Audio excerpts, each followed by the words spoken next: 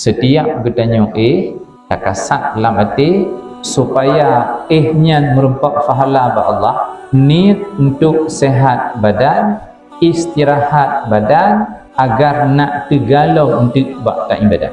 Sabi-sabi setiap kena lagi niat dan nepejagalun ya Allah untuk buat sembahyang. Yang sambung dan niat buat wate ya malam wate untuk istirahat badan supaya nak tiga sembahyang subuh nanti.